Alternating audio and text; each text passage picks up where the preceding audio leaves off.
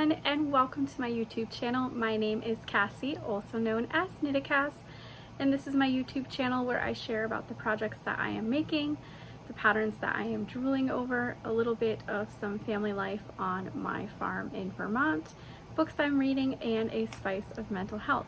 So go ahead and grab your current whip, your favorite beverage, and let's get started. I of course have my Pepsi, which is the equivalent to most people's coffee. So let's begin. So first of all, I have I think I only have one finished object. So my first finished object I just finished yesterday, and it was a pair of socks for the sock week. Every year Natalie does a sock week knit-a-thon, and it's a play on Shark Week, so it's always in July, and it was this past Sunday to Sunday, so the 9th to the 16th, and the goal is to knit one sock in a week. And I've always wanted to knit two socks. Well, to back up, when she first started doing this, I was like, there's no way that I can knit an entire sock in a week. And I finished it for the first time, I think last year, which is pretty cool. I think this is her 4th year. I don't know why I'm so rambly. So last year was the first year I finished one sock. This year I've realized that I am much faster of a knitter and I'm able to crank things out quicker. So I decided I would try to do a pair, and it was pretty close.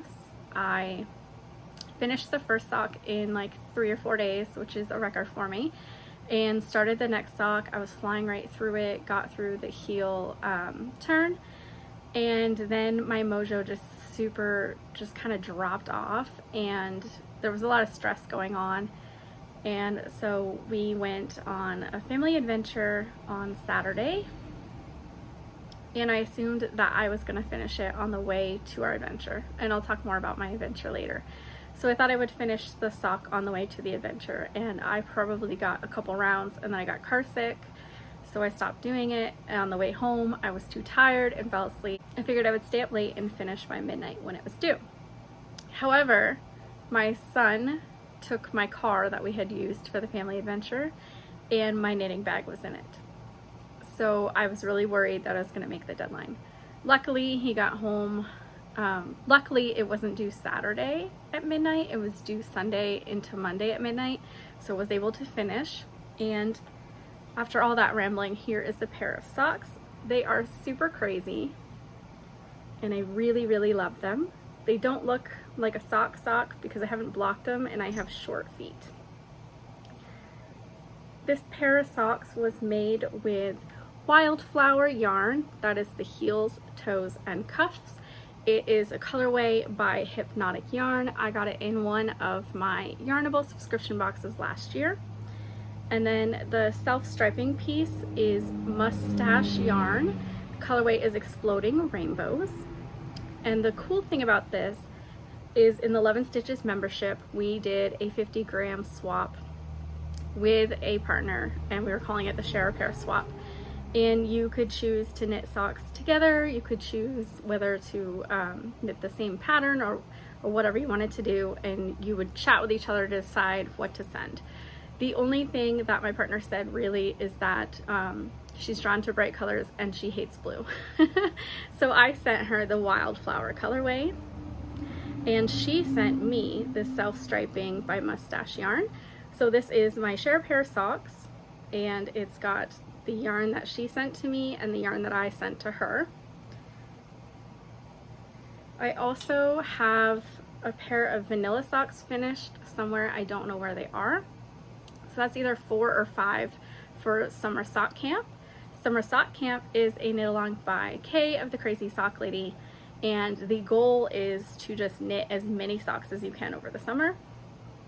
And by using the hashtag Summer Sock Camp 2023 on Instagram or posting on her group page on Ravelry, you can win prizes. I think my record last year was maybe 4 pairs of socks, and I wanted to do 8 last year for the Summer Sock Camp, It's mid-July and I think it finishes at the end of August. So if I keep going with the speed that I'm doing right now, I could probably finish 8, and so that would make me pretty excited.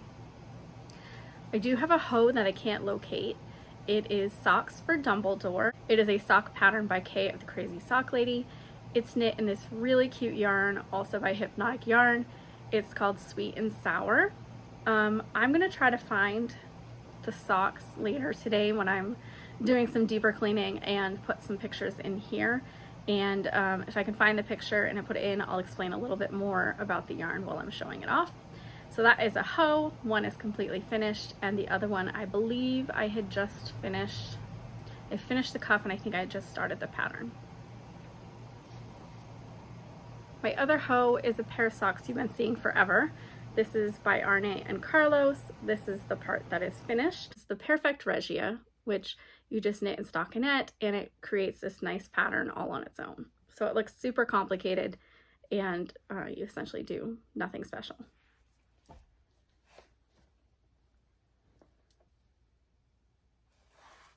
This is the second sock, and I am currently on the heel gusset stitches. I've done the heel flap and the heel turn, and I am knitting it on 9-inch circulars, just like I did the last pair. I've got a couple of cute stitch markers. I don't know where this one came from. And this one I believe came from my sister. It's a nice beaded marker. And then this one was in, it's like a little honeycomb. And that was in a Yarnable box from last year, and the theme was something about bumblebees. So I'm hoping to have this finished in the next week or so. And I'm going to be going to a hair appointment today, and since it's just stockinette and I've got quite a ways till the toe, I'm working on this, and I'm hoping I'll get to the toe today, but depends on how many distractions there are at the hair salon. That is in this really cute bumblebee bag. It's a nice drawstring bag, and it is by oh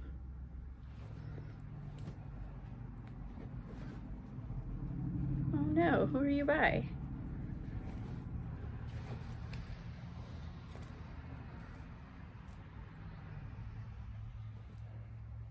I can't seem to find a tag.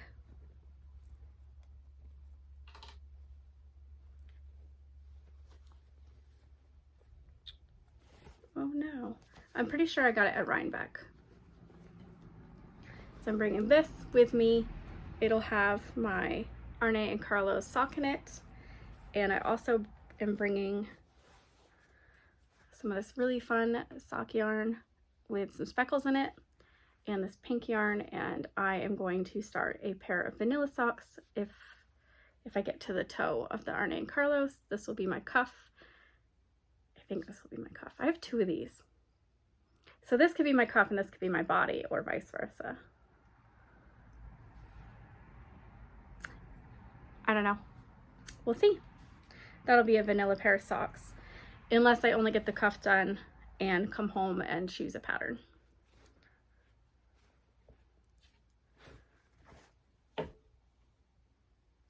I believe that's all I have for hose. Lingering whips, I have Sad Jack.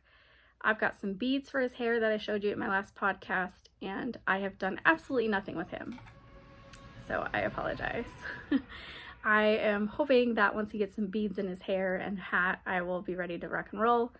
However, if you've been with me for a while, every time I podcast, I say, if I make X, Y, and Z on him, I'll start enjoying working on the doll again, and that's never come true.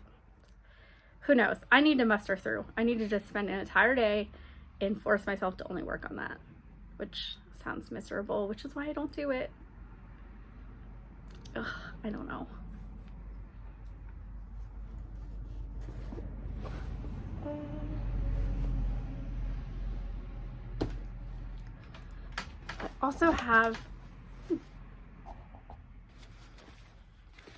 I also have my autumn court sweater in this giant bag from Daria Designs I got at Rhinebeck. It's got some cute little pins on it. It's made out of scrap fabric. Last time I showed it to you,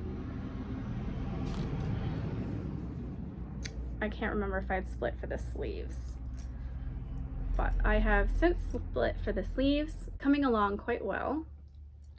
Probably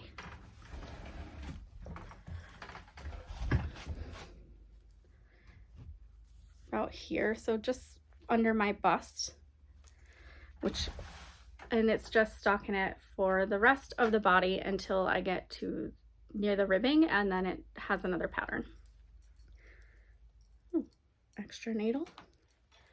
This stitch marker is where I was when I last podcast. So I have done quite a few inches, and I'm going to move this stitch marker or this progress keeper down to here. This is a progress keeper from my sister. It's a margarita glass, which is my favorite drink. So let me move that stitch marker now. There. So now that's ready. I didn't pick this up as much as I thought I was from the last podcast. I think right after I had podcasted, I did a bunch on it and couldn't put it down. I was just really excited to show you guys how much I could do from one podcast to another, which due to life and craziness has been a month. And then I set it down and haven't worked on it very much as I've been working on a bunch of socks. I'm hoping to get that done by the end of fall, winterish. So October, November, hoping. I feel like I have so many whips, but I can't find them. Socks for Dumbledore, Arne and Carlos.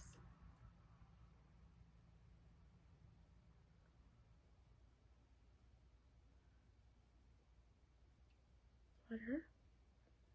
Maybe not. Crazy.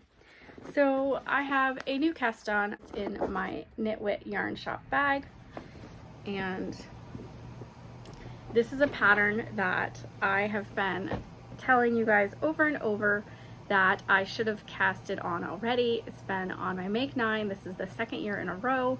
It's a really cute cardigan with this lace design in the back, and it's called the Campside Cardi. So I did start it. I bought this really, really pretty yarn at the Knit Yarn Shop. This is Little Fox Vixen Base Exquisite Hand-Dyed Yarn, and the colorway is Pennies from Heaven. It's a 80% superwash merino and 20% silk. Absolutely gorgeous to work with. And I had bought enough for a cardigan's quantity. Super excited to knit it. I plan on using this for the button band. This is by Fiber Stash Dye Works, which is my favorite yarn dyer, local yarn dyer in Vermont, and the color is Peacock Blue. So I bought a bunch of this. I was getting ready to rock and roll. I pulled the pattern up on my Knit Companion app, and it said that I needed DK weight. So I was really bummed out, and so I asked some of my knitting friends, like, I know I could hold fingering double and make DK weight, so I could have held some of this double, but then I wouldn't have enough yardage. And I went to the website for Little Fox, and they didn't have any more in fingering weight. So I said, you know, like, what do I do? Do I chance having a different dye lot when it comes about? Do I hold this double? Do I hold it with something else? I was just lost. So someone said if I held it with mohair, it would be DK weight. So I've got this really cute mohair here. It's this really nice, it's kind of like a heather blue. And I'm holding it with this colorway, and it's just gorgeous. The yarn reminds me kind of like stones or seashells that have like that iridescent look to it, like a gemstone. And adding the mohair to it really brought it out.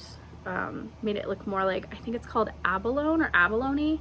I could be totally making up the name of it, but I think that's what it is. So I cast it on. This is the top, I believe. Yeah, this is the top. So you start at the back of the neckline, and this is the start of the sleeve right here and over here. And I was really nervous about making the cardigan because I'm not a fan of purling. I'm becoming more of a fan of purling, but purling for multiple stitches in a row just really kind of sounds like not enjoyable so far. And I only have maybe 170 stitches, not too bad. So it might become terrible later, but I think because I'm so excited about the project, it's not going to bother me. So the construction is that you start it from the back of your neck. I've got my starting of my shoulder shaping. At some point I will put my stitches for my sleeves on stitch holders, and then I will continue knitting the body and go back and pick up the sleeves. Then I will pick up and do the like neckband and button band and wrist with this. So it's gonna take me a while to make it. I'm hoping to have it done by fall, like the early fall. That way on those days where it's a little chilly, but it's not chilly enough for like an actual sweater, I could put the cardigan on. And the mohair is Shibu Knits Silk Cloud. It is 60% kid mohair, 40% silk. The colorway is Twilight. I really feel like I have a lot more whips, so most likely what's going to happen is I am going to get ready to edit this podcast and realize that I didn't show you half of what I needed to show you. If that happens, I might put like a little afterthought section in, and if it doesn't, then maybe next podcast I will just look like I casted on everything. Editing Cassie here. So I did not show you my crochet project. So my friend got me a Woobles kit. I've been wanting to try it forever, and she got me the fox kit. So thank you, Jordan. And I have been playing with it. I have the beginning of a fox. His nose is a bit lopsided. Embroidering things is not my strong suit, but it kind of looks like an orange potato, and I'm hoping to finish it soon. It's a lot of fun. All right, I think that's it for whips. Not much designing going on. I've kind of put that on the back burner, which is totally fine. I really want it to continue to be something that I enjoy to do and not something that's work. And in terms of farm life, in general, all the animals are doing well. I do not have any prospective buyers for the lambs yet, which is a little discouraging. But I do feel like in the sheep world, things kind of go in phases where everyone's looking for a lamb and then no one is and then everyone is. And I think it will pick back up soon, but maybe not as much high shadow this summer because we just had a really big flood in Vermont, and a lot of people are really focused on the recovery and keeping their animals safe right now, that the idea of taking on new animals is probably not in anybody's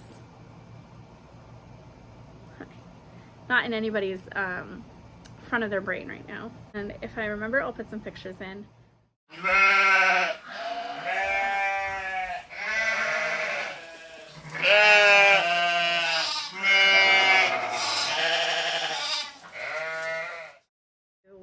Bama Lamb, so she is our runt. She is our only black sheep. She was bottle fed and syringe fed for the first little bit of her life and is doing wonderful and thriving. She's still the smallest, but she has filled out quite a bit. And I was looking at some old photos the other day about how, like, when they were first born, and she is so tiny. So I might put a picture of what she looked like when she was first born and what she looks like now.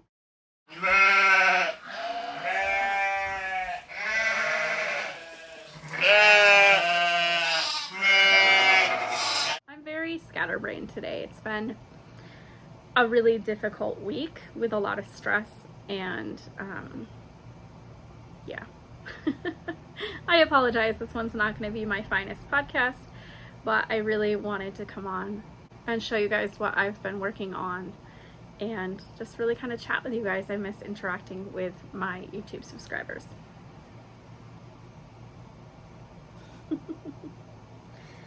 The other thing, because of the flood, are what my mother-in-law calls the big boys. We have 3 thoroughbreds, and they are now up in the barn. They're not usually there this type of season, so doing barn chores and putting the animals where they go in the morning is awkward, to say the least. Not sure how long they'll be up here. Really depends on how long it takes for the field to recover a little bit, and that's also put a halt on us building fence. So it's been a really awful summer for the farm animals, and I don't mean awful as in like they're not doing well, just how about let's not say awful. It's been a really weird year. We haven't done any of our routine for our farm life, and it's the middle of summer. Maybe that means that we won't run out of the upper fields in the fall like we normally do. Maybe there'll still be some really good vegetation for them to eat. So maybe that part is going to be good. It just feels weird. Nothing's going the way it normally does. We have bunnies. We have baby bunnies. We have 8 baby bunnies. So I'll definitely put some photos in here. We have 2 albinos, a couple of like fawn colored, and well, like fawn, multicolored, mostly fawn with multicolors. We have a black one. Oh, I'm missing so many, but they're really, really cute. They're out of their nest and hanging out with mom and running all over her cage, and that is super fun to see when we go over to the barn. Our chickens are getting huge. I don't really have any updated photos of them. I think that's it for farm life. In terms of family life, everyone in the family is healthy and doing well. My daughter is in California visiting a friend and having a really great time. It has been unseasonably hot here in Vermont, and it's been quite hot where she is as well. She said she was driving through the desert in between California and Colorado. Oh, excuse me. And she said it was like 114 or something. And that's just something that we can't relate to. We don't really know anything about it here in Vermont. This summer, it's been in the mid to high 80s and 90s consistently, which is not normal. We usually have like high 70s and some 80s and maybe 1 or 2 days in the 90s. So this summer has just been weird altogether. And then if it's not super hot, we're having so much rain. And unfortunately, we just had a flood this past week, a pretty significant flood. And prior to the flood, we'd been having a lot of rain, which made the flooding more extreme. So I think it started raining on Sunday, and Sunday into Monday, it was supposed to rain, I want to say 1 to 2 inches an hour. I might be making that up. And then there was a 4-hour time span where they had suggested that we might get up to 5+ inches. I did not really pay attention to watching the news to find out how fast it was coming down, but it was the heaviest rain I've ever seen. And we've had a flood before about 10, 11 years ago, and nothing prepared us for this. So we knew that there'd be flash flooding. We knew that there was a flooding warning. We all expected some flooding. And when I say we expected flooding, I mean that we expected our basements to flood. We expected our yards to be kind of floody. So basically we expected excess water. What we did not expect is that we had towns underwater, completely underwater. We had roads completely washed out. We had people isolated. We had towns isolated from the next town. We have lost property, not me specifically. We, as in the greater Vermont. We have lost cars. We've lost property. I think we've only lost a couple people, so thank God for that. We have so many people that have lost their homes and lost their property, have nowhere to stay. We have people without drinking water. We have people without internet. We have people without electricity. It's been a week, and we still have people struggling. We still have people isolated.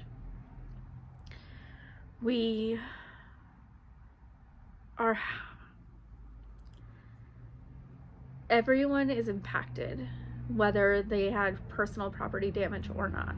It was such a large scale that we have businesses completely destroyed, washed out. I don't even know. It's so hard to explain. We have a historic bridge. We thought we lost the bridge. That was pretty devastating. Luckily, when some of the roads opened up and some of the water receded, we were able to see that we still had our covered bridge locally when it needs a lot of repair. We have a campground where some people live year long, and the bridge to get to them is still completely destroyed. I'm not sure how they're getting supplies. And there's families there. There's multiple, so many places in Vermont have been completely destroyed. And the great thing about Vermont is that everybody is pulling together. We have stores who are still open, donating water. We have people with well water coming to stores and bringing tanks of water and allowing people to go and refill their water. We have people cleaning out houses and businesses, and when I mean cleaning them out, I mean shoveling feet of mud and silt out of people's homes. Yeah, I don't even know. It's hard to put into words. One of the things that I am noticing through this tragedy is that I have a lot to be grateful for, and I'm very blessed. My entire family had no property damage. We're safe. We were without power for a short amount of time. We still have intermittent phone service. Sometimes we can make calls and get them. Sometimes we can't. We have intermittent internet. And in the grand scheme of things, we are actually probably some of the luckiest ones. We did lose quite a bit of our field, and honestly, that's not going to affect us till winter. And none of our animals got hurt, none of our people got hurt. So we're lucky. I'm not even upset about it. One of my really close friends lost a lot, and it's been really hard to know how to help. And that's probably the part where I struggle the most, is trying to figure out how to help. But we have people donating clothes, donating furniture, offering people to come and take showers. It's just, Vermont is an amazing place to live, and I'm just so blessed. I don't know why I keep rambling. I feel weird for saying it was traumatic, because I wasn't affected as bad as other people, but it's traumatic to see the people around you going through this, and to be, have that time where you're shut off from others. The worst part for me was that my son tried to call out from work, and they told him he had to come in anyways. That was Monday, when it's still coming down like crazy. Monday nights where it all really hit the fan. And so he was at work, and they kept asking the big boss if they could close early because the flooding was just intense. Roads were flowing. They've become rivers. Roads were disappearing. And they wouldn't let him leave. And him and his coworkers ended up being evacuated by the fire department and had to walk through feet of water to get on a bus. The bus brought them to a school. At 11, they realized they didn't have the resources to run it as a shelter. They got kicked out. They were trying to go to another shelter. And in the meantime, my town is now shut off. So I can't go get him. he can't come to us. And my husband is also trying to find his way home. So while this massive amount of flooding and people getting stuck and isolated and roads no longer becoming roads, I was missing 2 family members.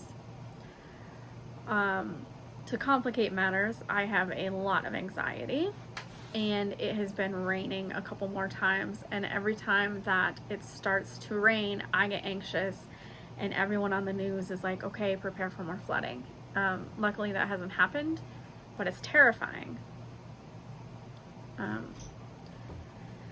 I will put some photos in here just because I want to show a little bit about how deep the water was. Like, our capital was underwater, and that's close to us.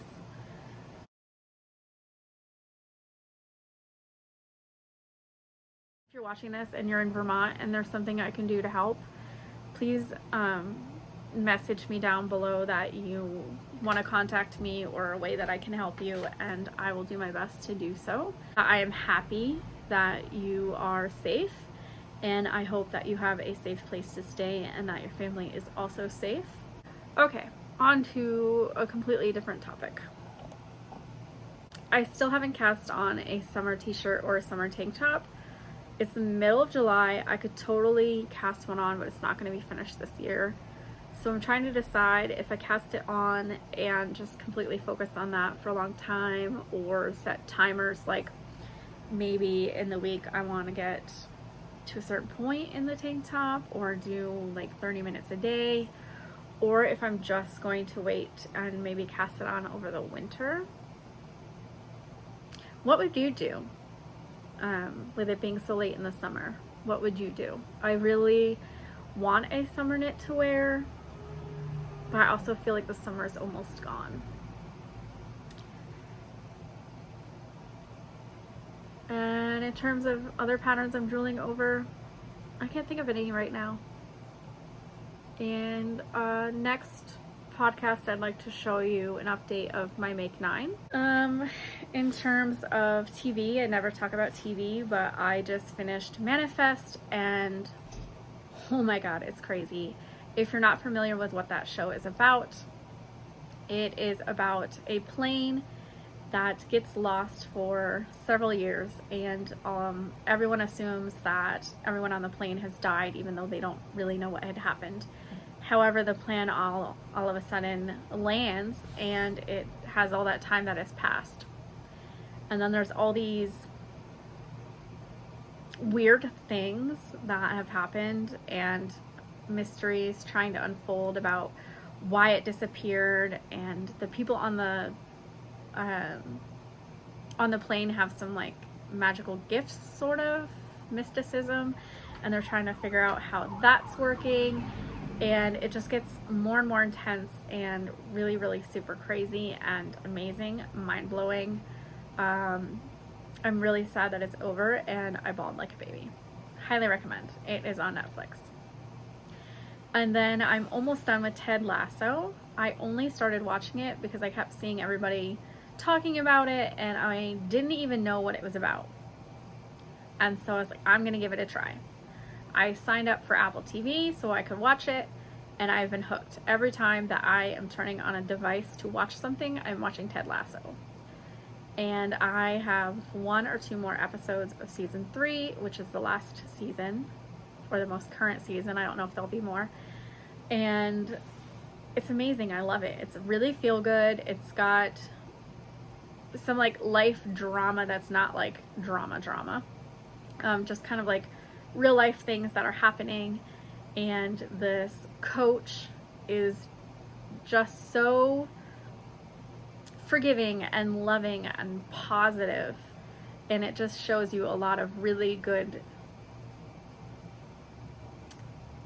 it really makes you think a little bit differently, and it's just amazing how upbeat somebody can be. Books I'm reading. I have finished Maybe Someday by Colleen Hoover. It was a book that I wanted to read a lot, and I fell asleep with a lot, which is why it looks like it's in pretty bad shape. It was good. It wasn't her best work. It wasn't my best read. I would describe it as like a beachy read. So it's something that you could read for a little bit, put down for however, whatever, pick it back up, know what you're doing, and just kind of be a read where you didn't have to think or concentrate a whole lot. I also finished, shoot, what did I finish? I don't know, this is a weird podcast. I finished something else, I can't remember. And I'm still reading the Outlander book because it relaxes me so much I fall asleep. I am almost done with The Bookwoman. And I'm reading one more. Oh, I'm reading Raven Black. Not really doing a good job. That's on my Kindle. And that is a mystery suspense thriller. And I'm listening to Dean Koontz, The Big Dark Sky, or The Big Sky. That is intense. I am in love with that book. When I'm at the hairdresser's today, I'm going to bring some ear pods and I am going to listen to it. She said it's going to be a long appointment. I'm getting some highlights and lowlights put in. So I'm hoping I'll make it pretty far on that. And then I just started Reminders of Him. And it says, oh, that hurts my eyeballs. After serving 5 years in prison for a tragic mistake, Kenna Rowan returns to the town where all went wrong, hoping to reunite with her four-year-old daughter. But the bridges Kenna burned are proving impossible to rebuild. Everyone in her daughter's life is determined to shut her out, no matter how hard she works to prove herself.